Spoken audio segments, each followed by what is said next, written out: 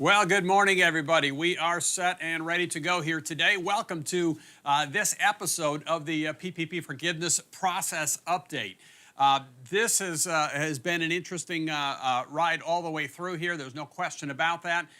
When I did this first session a year ago, last March, just to kind of give some details on the PPP program, I thought it was going to be a one-off program. Well, again, as is typical with the government, again, the only constant is change. And so we've got a couple more changes that will definitely impact you as you move forward with your PPP program, with that loan, with the forgiveness process, and possibly moving forward. So my name is Bill Kennard with Grandy & Associates. It is great to have you here today. If somebody could, we've got people from, again, all over the country logged in. Hopefully all the technical stuff is working well this morning. If somebody could just give me a real quick chat, the audio sounds good or all is good. At least at that point, I know that everything is good. We did a couple of updates to some of our technology. And just want to make sure that everybody is able to hear. Excellent. I appreciate that. Thank you. So it's good to have you here again. Just looking over the registrations. Again, we put it together really at the last minute. And for those of you who questioned me on the Thursday, January 5th thing, I apologize for that. That's what happens, unfortunately, when I'm working late on New Year's Eve. So we sent that one out. But again, we've got, again, people really from all over who are attending this particular program. And a couple of different things, just to let you know as we get started in here. We're also recording this thing. One of the questions that comes up all the time is, hey, did you record that? Is there any chance that I can see it again?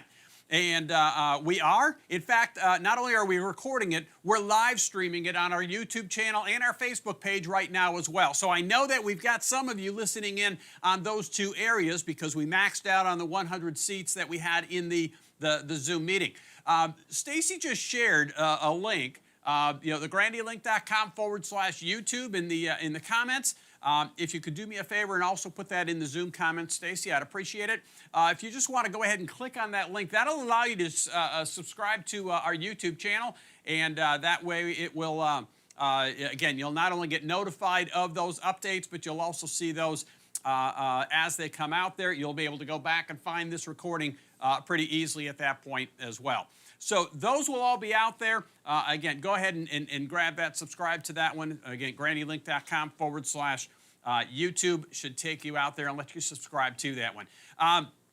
Throughout 2021, we're going to be doing a lot of updates out on that channel. And so, again, just pay attention to that one. Keep tuned to that one. We're going to be sharing a lot of information out there. Now, a couple of, really the agenda for today and what we're going to be covering is, again, that age-old adage, right? The only thing that's constant is change. And again, with the PPP program, there have been a number of changes. And so some of the things that were true last month are no longer true today. So we'll kind of try and bring you up to date on some of those things. We'll try and bring a little bit of clarity to some of that confusion that tends to be there. And my goal is to explain some of these changes that were in this last bill that were signed just last week, and to kind of roll out what's being called PPP 2, really the next round of PPP loans, and why it's important for you to at least be aware of this piece of the puzzle. I've got to throw in my typical disclaimer in here. Again, I'm not a banker, I'm not a lawyer, I'm not an accountant, although I've got an incredible accountant that we work with regularly who helps keep me up to date on some of this information. I'm not a government employee. Again, why am I doing this? I'm a business owner just like you with the same problems, same concerns. I went through the PPP process, got the loan, went through the forgiveness process, got that forgiven, got that taken care of, and I'm getting ready to walk in again. So again, my goal here is just to be able to provide you information to help you along the way here. Now, a couple of different things. If you've got questions, you can put them in the chat box on Zoom. I'll be able to see those in front of me. Now, again, I can't tell you that we're going to be able to get to them. The first time I did that, we had questions coming in at a rate of 3 to 4 questions per minute. I will promise you we will not have time to cover all of those questions. But toward the end of this here, if you go ahead and put them in, I'll be able to answer some of those. If it's a quick one-off, I may answer it in the middle. But feel free to put those in. Either way, I'll certainly do my best to cover those. For those of you tuning in on YouTube or Facebook, I may not be able to see those. When you put in the comments there, Stacy, our producer, can do that. If there's something that pertains, she may drop in a quick question here for me, but otherwise I'll deal with those and respond to those after the session is done. So let's kind of dig into the PPP Payroll Protection Program and some of these changes that are here. One of the things that it's absolutely critical, and this has not changed, the PPP program is set up as a loan. That forgiveness piece of the puzzle is not automatic. Right? It's set up as a loan. You have to apply for forgiveness. And it was set up that way for a reason. The reason why they did that is because the intent of the original program was that it would be used for payroll, to be able to keep your employees employed, keep them paid, which means they've got money coming in. As a result, the money keeps flowing through the economy and things continue to work there. That was the intent of the original program. And so they want and they need you to prove, you have to prove that you use these funds for those purposes. And so you have to apply for forgiveness, right? And if you can't show that you use them for valid purposes, it's going to stay a loan and you have to pay it back. Right? So that's the reason it was set up that way. You have to show that. You have to apply for forgiveness and prove that you use the funds in the appropriate way. Now, going through 2020, with some of the changes, that process, quite frankly, got a lot easier. Right? And so, if you think about it, that original PPP program was set, again, the qualified expenses were payroll, utilities, so gas, electricity, all those things, cell phones, rent, mortgage interest, fuel for your truck, some of those things that were all in there. And we spent a lot of time mid-year last year trying to define what are all those expenses. Well, then in June, when they went back and basically put the CARES Act in place, and it gave you 2 different time frames. The original PPP program was set up around 8 weeks, that you had 8 weeks to spend these funds. Then in June, they switched that to 24 weeks. Well, once that happened, the forgiveness process, that application process got much simpler. Because think about it. Basically, your PPP loan amount was geared around, it was your average monthly payroll for 2019 times 2.5. In other words, it was you were receiving 10 weeks of payroll. And once the CARES Act went through, you now had 24 weeks to spend the 10 weeks worth of payroll. Right? Now, early on it was a concern because you had 10 weeks worth of payroll, but you only had 8 weeks to spend it. But again, the last 2 weeks was there to cover the utilities, rent, and all the rest of that stuff. Once they gave us 24 weeks, that made the process dramatically easier. Because think about it, you got 10 weeks worth of payroll, you have 24 weeks to spend it in. If you maintain your people, you can burn up all of your funds using nothing but payroll. And so on your forgiveness process, application, when you're doing that, only factor in payroll. Do not factor in, do not list utilities, rent, mortgage interest, fuel for your trucks, cell phones, any of those other expenses. Don't list them on your application. And the reason being is if you list them, then you have to provide all of the documentation showing that you actually spent that, which means you're pulling up canceled checks and bills. And if you do rent, then it's your lease, signed lease agreement that was in place prior to February 15th of last year. And all the rest of that stuff, you have to pull all that up and submit it with your application. Whereas if all you list is payroll and list the entire 24 weeks of payroll, because even if something doesn't qualify, your 24 weeks of payroll will be much, much larger than the 10-week loan that you received. So it'll still consume all of it. And at that point, all you have to do is submit payroll information with your application. It makes that process much easier in terms of what you need to dig up and pull together. Now, there's going to be a couple of other changes that apply to this as we move forward here in the next couple of weeks as well.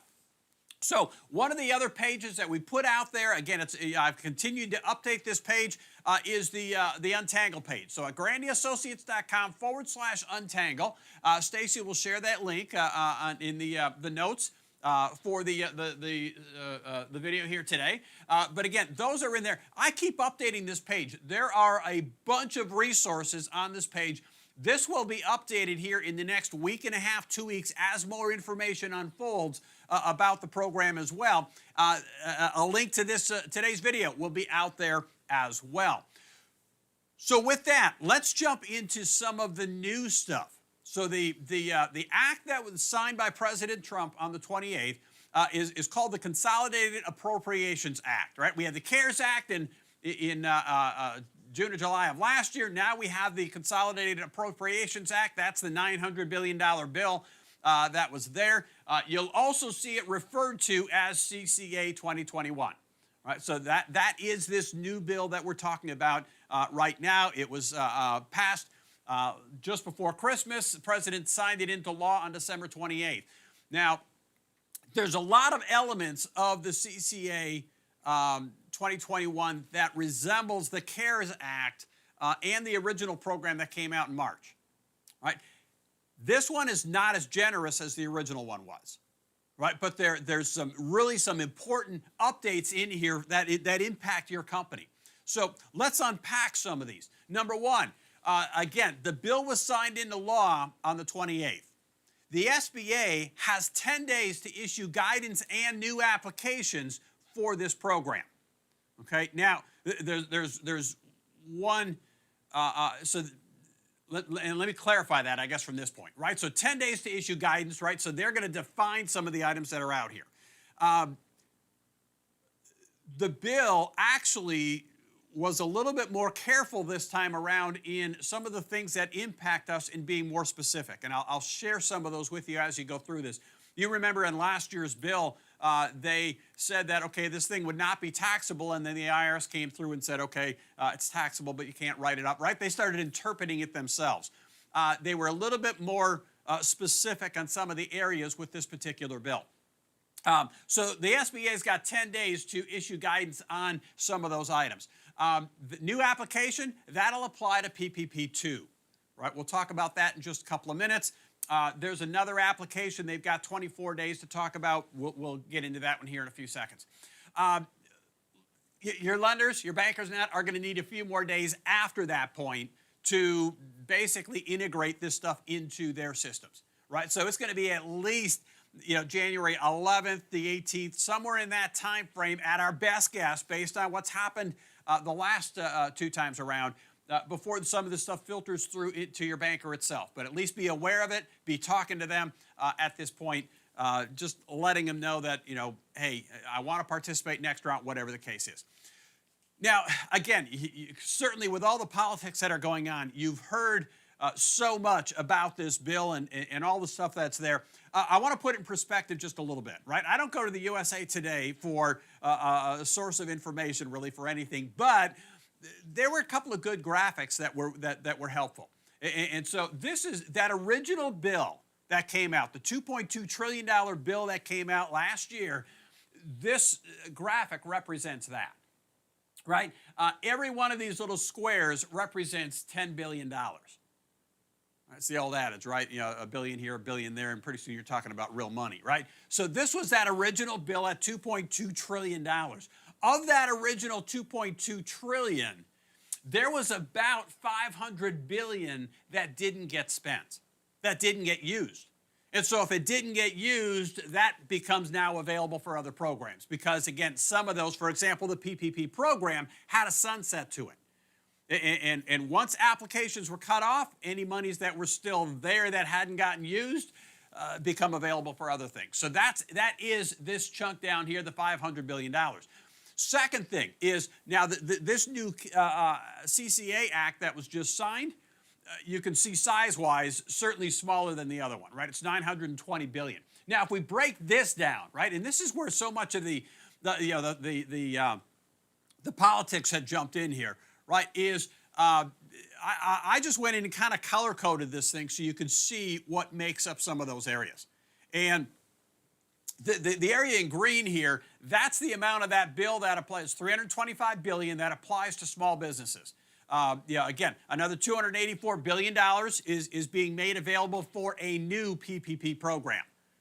Right, so that one's going to be, if you think about it, it's much less money than the original one was. It's going to be available on first come, first serve. We'll talk about that in a second.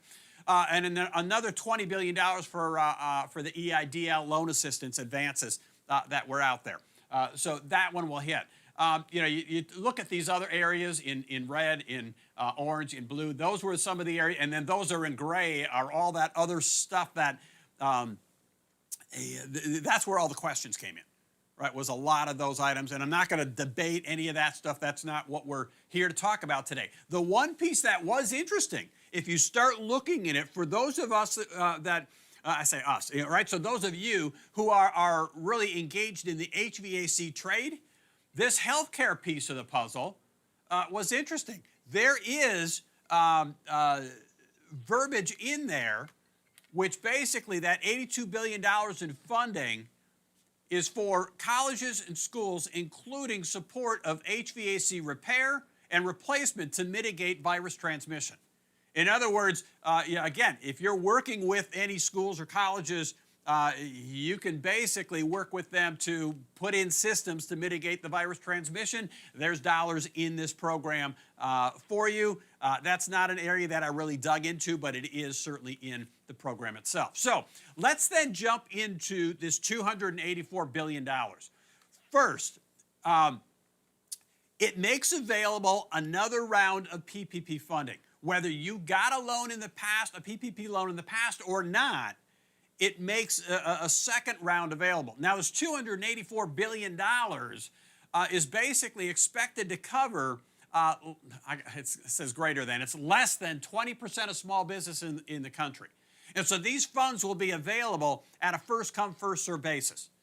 Right? Once these funds are gone, they're gone. It's kind of like that round one that we had last March.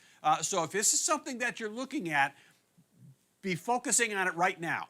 Don't wait, because there's not going to be a lot of opportunity. Now, they did restrict some of the qualifications, right? So it is open to first-time borrowers. In other words, if you chose not to get a loan last time, but now situation, things that, and there were a number of you that dealt with that we're talking to today, that you were in the middle of big jobs going on at that point in time throughout last summer, and so that was carrying you through, but there's no new jobs that have been coming up. So all of a sudden now things are really tight for you. And so at that point, you can apply for a new PPP loan at this point in time. It's also available and open to those who did receive a PPP loan, whether it's been already forgiven or not. You can still apply for this second round of PPP loans that are out there.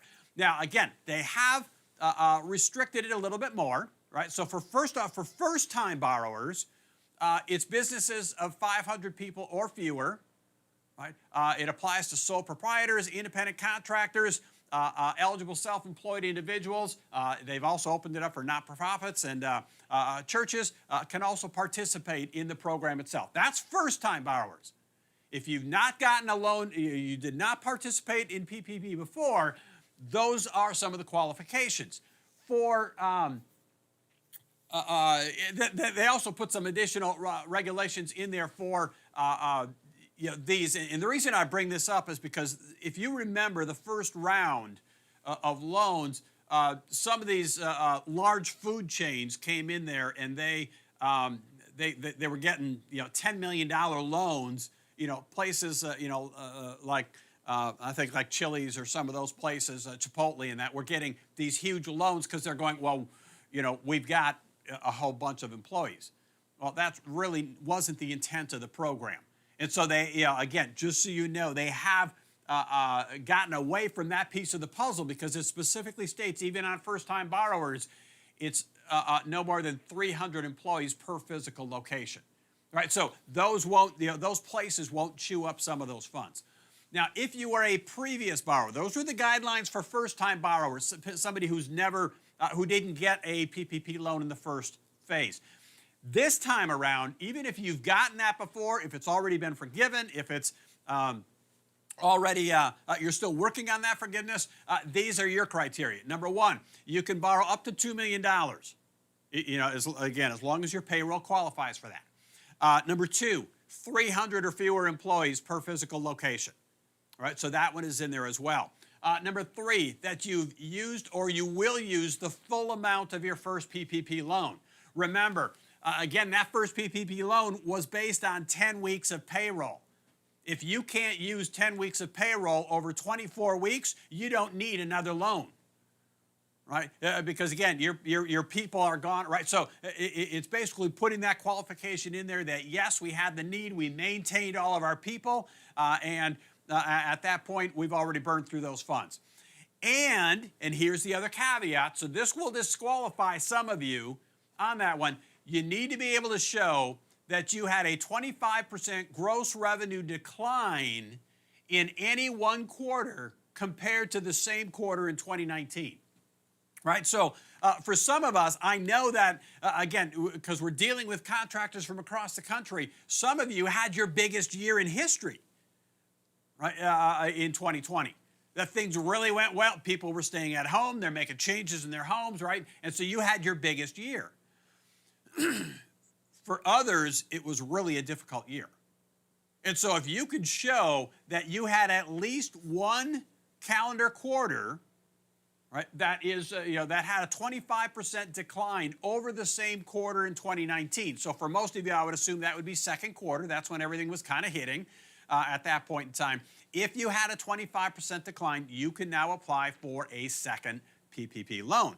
Now, one of the other elements, again, trying to interpret this gets a little bit difficult at times. And one of the questions that I had come up, or that we came up with internally, is that quarter a calendar quarter? In other words, quarter one, quarter two, quarter three, quarter four throughout the calendar year, or is it any 3-month period? And again, in the individuals that I've talked to, we've kind of huddled with our accountant and talked about it. The way that we understand it at this point in time is it is a calendar quarter. It's not any 3-month period, right? I had somebody who came up and questioned me, well, I do have that for the months of March, April, and May. Well, that's not a calendar quarter, and so that period doesn't qualify. I'm just seeing here, Chuck's got 25% gross revenue decline. Is there any clarification on this based on cash or accrual accounting? No, there is not a clarification at this point, and that's a great question on that one. As long as, and typically, the way that I would assume, and you're going to want to just verify this once the loans and come out, again, within 10 days, there will be more clarification from the SBA, but as long as you're using the same method for 2020 versus 2019 in your comparison, it would likely qualify, right? And so, again, you can't use accrual this year and cash last year, right? It would have to be accrual-based accounting this year, cash-basis accounting last year. But that's a great question because that can make up a difference or make a difference there. As long as you're using the same to show one versus the other, I would suspect you'll be okay on that one. The next item that's in there is all borrowers that returned, it allows for borrowers that returned either a part or all of their previous PPP funds to reapply for the maximum amount now. In other words, you may have applied for the loan last year, right? And some contractors had some pretty large loans. You may have applied for it and then realized that, hey, we couldn't use it all, and so we're going to return some of those funds. If that's the case, that doesn't preclude you from now applying again, as long as you meet those previous criteria that were there, right? So hopefully that makes sense for you in that one as well.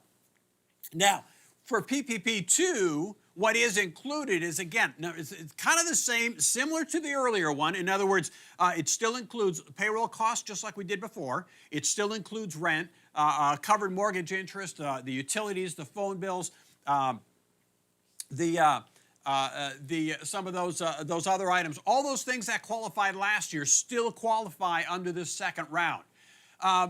It also includes, so there's a couple of other statements in there, right? And this is where we're waiting to get a little bit more clarification on this one.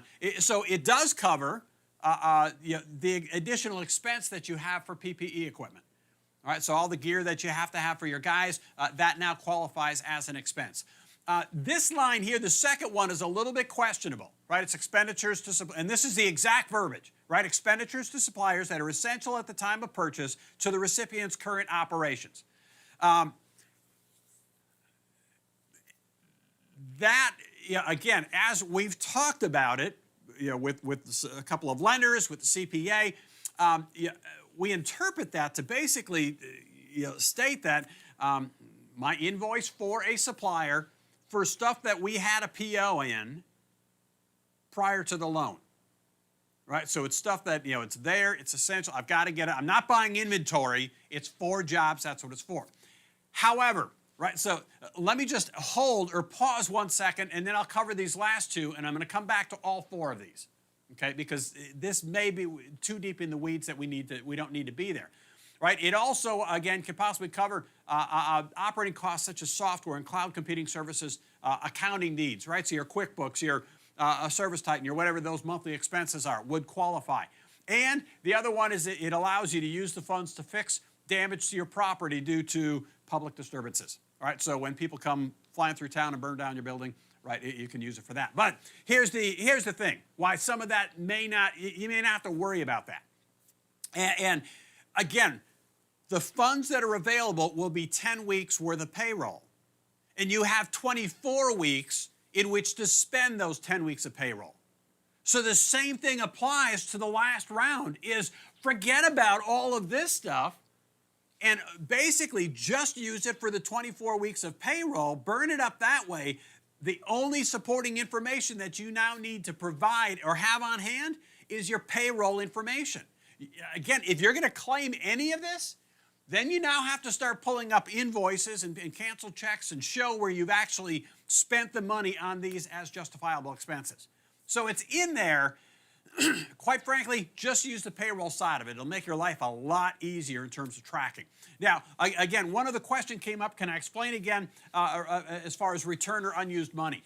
There were, and again, this particularly applied to those companies that got the $10 million loans, right? The Chipotles and some of those guys that they got $10 million.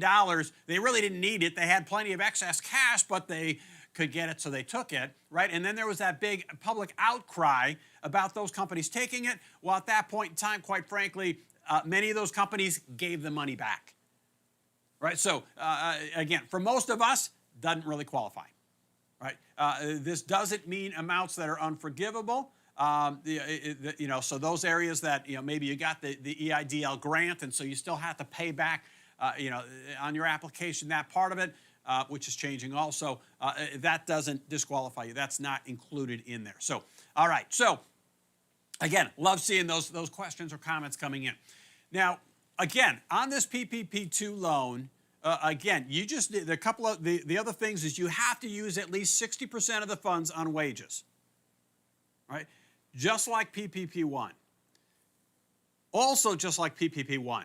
You can choose between either an 8-week period or a 24-week period. Again, do yourself a favor, use the 24-week period, just look at payroll, right? So you got 24 weeks to burn up your 10 weeks of payroll funds. The amount that you qualify for, again, will be 2.5 times the average monthly payroll. And again, the line that's in here is your average monthly payroll in the year prior to the loan. We're 2021 right now, which means it's your average monthly payroll for 2020. Okay, so in that particular case, what was your total payroll expenses for 2020, right? And if you remember, the calculation of that payroll was not only wages, but it was also company-provided health insurance. It was also 401k contributions and state withholding, not federal, not local, right? So all those are considered payroll. You put those in. What was your total expenses for all of 2020 divided by 12 months? And then times 2.5, which basically gives you your average monthly payroll, that 2.5 or 10-week period amount of your payroll averaged out throughout the whole year. So again, that will be based on 2020, not 2019 for this round. From there, they've also put in place, and our understanding is that this will also be retroactive. So, a couple of different companies that I've been working with, I've said, over the last week or so, you know what, just hold tight on your forgiveness application. Don't send it in, right? Back in October, I said you probably want to get those in as soon as possible, because again, once the applications start coming in, there's millions of those out there. You want to get earlier in the line. Right now, I'm saying hang off on that. Just hit pause for a moment. And here's the reason why. If you remember, back in July and August of last year, they were talking about potentially converting any PPP loan under $150,000 to a grant and just saying, okay, it's a grant, it's forgiven, you don't have to worry about it. They moved closer to that. They didn't quite get there, but they moved closer. And here's what they did, is they've said that they've basically given the SBA 24 days from the signing of the bill, so 24 days from the 28th, for them to come up with a new simplified application. Okay, so this is going to be a fourth application, right? If you remember, there's already three of them, the 3508, 3508S, and then 3508EZ, right? Each one gets a little bit simpler. This one will be even simpler yet. And it says for any loan under $150,000, a forgiveness application not more than 1 page in length, and all it basically needs is, so again, they've gotten more specific on this, where you're basically certifying how many employees, right? So what's that full-time equivalency for employees? What was the amount of your loan that was spent on payroll costs? What was the total amount of your loan? And then basically signing off, certifying that this information is true and accurate, right? They can't require that you actually submit additional info along with the application. In other words, even there, with this application, you wouldn't need to actually submit all the payroll costs. Now, again, I do highly, highly, highly recommend that you have this stuff in place, you pull it together, because you had to pull it together to come up with the amount spent on payroll costs anyway. Print those reports out, put it in a file along with your PPP application, because again, they can't require that you submit it with it. However, they do have the right to come back for up to 4 years in the event that they suspect fraud in there. Right, so just take and tuck the information in the file. You've got it with your application, and file it away. So that way, if you ever need to come up with it down the road, you've got it. But again, it will simplify that process dramatically. I have actually worked with a couple of different contractors filling out their applications on the previous one, and with the EZ form, that was the 2-page form that they had before for loans under $50,000. It was fairly similar to that process, but we still had to submit payroll information. And again, that loan process was pretty simple, pretty easy as we went through that one. So again, just keep that in mind. This will make that process simpler as we do this. And again, all indications are that it is going to be retroactive. So we're talking literally another 14 days or so. They're supposed to have a new application for this very simplified form. The other change that they made, and this one was also made retroactive, is for those of you who got the EIDL grant, right? So the EIDL was the Economic Injury Disaster Relief Loan. If you remember that one, early on they said if you applied for that one, you could get up to $10,000 in an immediate grant, right? So many of you got that. It was $10,000 or less, depending on what your payroll was, and you got that money deposited immediately, whether you actually took the loan or not. Those funds were there. Well, then when PPP came out, we had that one in place. Now it comes time for forgiveness, and if you received the grant, you had to actually fill in what was the amount of your your EIDL grant, and they subtracted that from the amount of your PPP loan that was going to be forgiven. In other words, you couldn't double dip. Well, with this act, that has changed. You will no longer have to list the EIDL grant amount. In other words, it will be forgiven, right? You can double dip if you got both of those now. And so, again, this new application should take care of that. So if you have that case where you've gotten that grant and you're getting ready to file, again, hit pause for just a little bit until the new applications come out. You'll be able to, at that point, save yourself a chunk of money and not have to pay back that portion of that grant. For those of you who already submitted and your loan was forgiven, you will be able to resubmit to get this second portion, the portion of your EIDL grant, forgiven as well. So look for that piece of the puzzle coming up in here a little bit. That saves everybody a chunk of money. Now, there's a number of tax implications that were in this bill as well. And again, these are big. For some of you, these are 6 digits big, right? So again, if you remember the original PPL loan, okay, so Tom is asking, is there an EIDL grant in the new program? The EIDL program was a separate program that you actually submitted for through the SBA Direct. That wasn't through your lender, and so there is an EIDL component that is still there, but to my knowledge, the grant is no longer there, right? So that upfront up to $10,000, that piece of it is no longer there in place. It's just dealing with those grants that were given in 2020.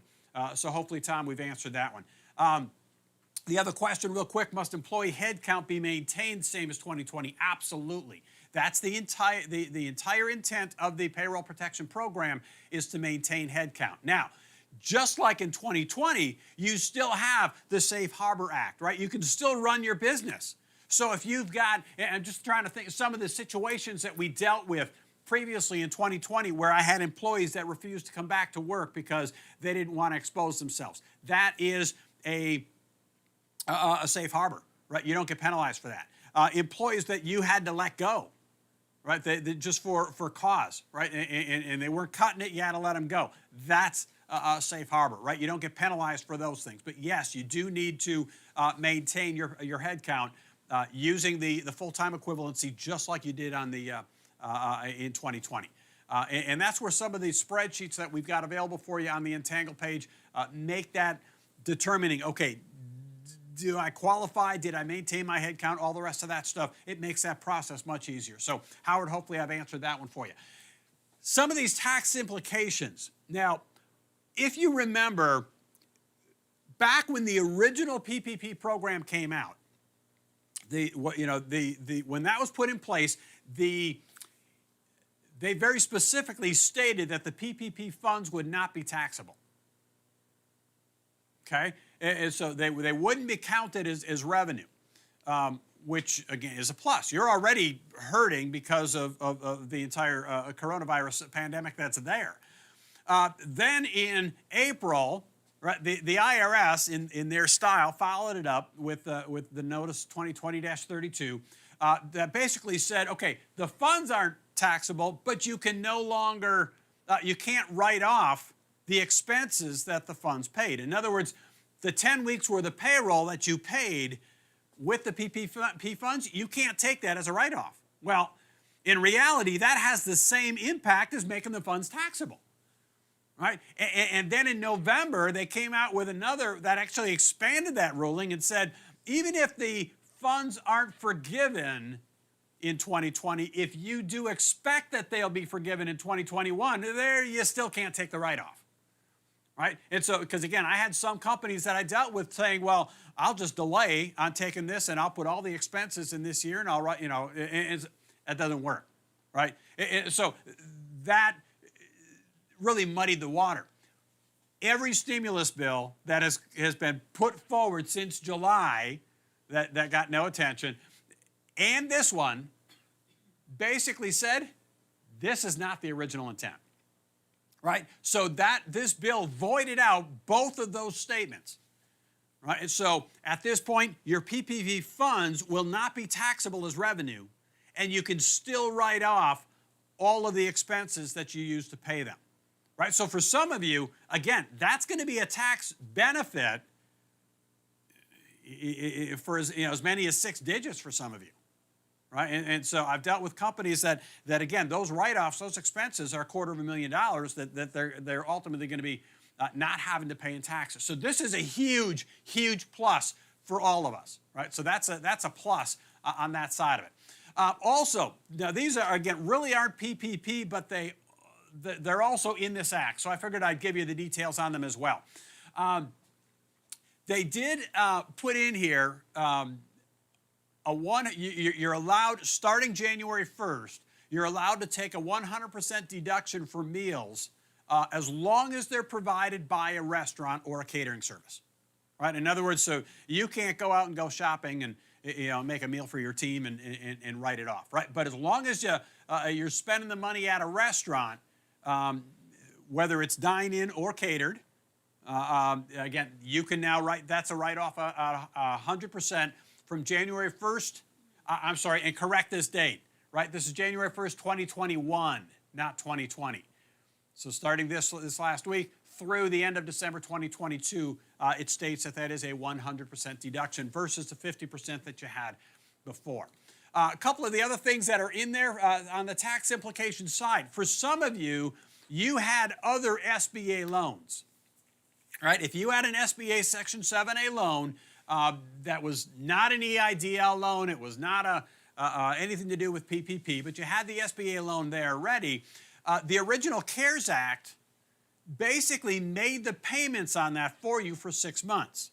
In other words, you just stopped getting your bill, your monthly bill for that SBA loan for your monthly payment, and the SBA made the loan payment for you. They didn't defer it. They actually made the full loan payment, which means you don't have to go back and pay that back. Now, what CAA 2021 did, the current bill says that even the interest that was accrued on that SBA loan during that 6-month period is deductible, which that one is kind of, you didn't make the payments. They made them for you, but they're still allowing you to write off the interest that was accrued during that 6-month period, right? So if you had an SBA loan, that one absolutely applies to you, and they extended those SBA payments for another 3 months, right? So again, they will continue to make those payments for 3 more months for you. Again, that's for SBA loans that are outside of the EIDL and PPP environment, but they were impacted by these loans that were there, or this act that was put into place. So, really, in terms of that information, again, this is where we're at as of today. So again, expenses are now deductible. The revenue will not be taxable. The big thing in there being the another round of PPP. Again, if you qualify for that, then go ahead and start talking to your lender about it today. Don't waste time. There's only $284 billion, which is less than the first initial round of PPP had, and that was snapped up in a matter of days. So make sure that you're already working on that one. Second thing is, again, EIDL grants can now be forgiven. So if you're in that boat, just kind of hit pause until the new applications come out. Will make your life a lot easier. Remember this resource page, thegrandeassociates.com/untangle. Again, I'm going to continue updating that page here as more information comes in over the next 10 days with new stuff that comes out. When the new application hits, we'll have that out here. If I need to record another one of these sessions, I'll do so and post it out on our YouTube channel. So again, go ahead and subscribe for that at grandealink.com/YouTube. Some of the resources that are on this page will help you through this process. Again, I've worked with several contractors now filling out their forgiveness application. And one of the things that I found is it took us a lot more time to pull together the information than it did to actually fill out the application and submit it itself, right? Because most of the actual application submissions are done online with your lender, but having the information intact was there. Again, just like before, there's no question about it, micromanaging your cash flow is absolutely critical. And so out here, we've got a spreadsheet that you can use. You can go out there and download it. It's a simple Excel spreadsheet that lets you start to project your cash flow forward up to 16 weeks. And this is something that we've used here since early last year. Again, we've always watched our cash flow closely, but we've been maintaining this sheet and watching it ever since then. And so again, our team here, Paul does an awesome job at keeping that up to date. We've got the spreadsheet that you can download. I've also got a quick video that just shows you how to use it, right? What we're doing with it, how we use this thing. So again, go out there to the Untangled page, grab that resource. Remember that we've still got posted out there. Again, there's a video that's available to you for free, just leading through this process. One thing that is absolutely certain, it's becoming more and more evident even now, is that business as usual, as we did it prior to March of last year, will not return. It is not going to go back to that. There will always be an element, they say that 21 days generates a new habit. Many of our customers have had a lot more than 21 days, right? They've had now going on almost a year of this new habit.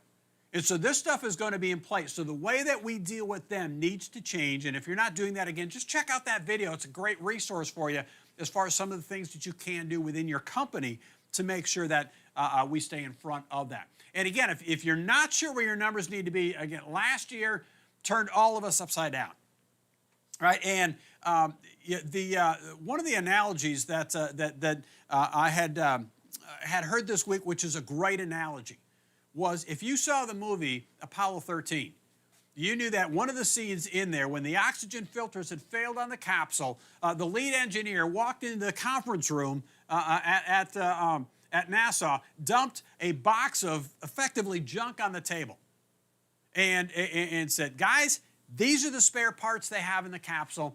You need to use these and build a new filter. That's effectively what you had to do last year. Right? You basically had to rebuild, retool, pivot, do everything you had to do throughout the year. And a lot of your information has changed. One of the things we did is our 2-day Planning for Profit workshop. We're now doing that program every single month online virtually. And it's been working out extremely well. If you want to take a look at that one, that's a great resource for you. There are 2 other tools that are available. And this is the piece of the puzzle that absolutely makes the forgiveness application much easier. And it's simply this. One is just an expense tracking tool that's there. But these 2 spreadsheets, whether you're dealing with an 8-week period or a 24-week period, these 2 tools will help you determine what's my full-time equivalency. Is there any penalty?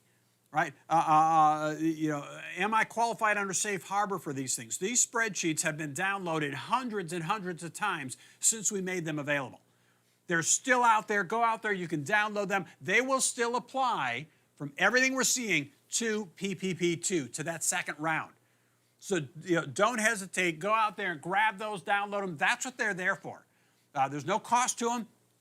It's just a resource that we're providing as we move forward. So at this point in time, that brings us to the end of the information we have today. Hopefully that was helpful for you. I'm just kind of watching the chats here, and I'm not seeing anything else come in. If there's other questions, by all means, I'll be here for just a minute yet, and we'll be able to answer those questions. Just want to double check on the other platforms. Any questions out there? Okay. Good. Not seeing anything there. With that, again, we are here to help you in any way that we can. We've been providing this information to you just purely to try and clarify some of this stuff. And it's trying to make confusing situations a little bit clearer. Right? So that's our goal with all of it. And hopefully we've been able to do that today. If you want to rewatch this thing, go out and check the YouTube channel. That's where you'll find the recording of it. And with that, we will see you next time. Take care.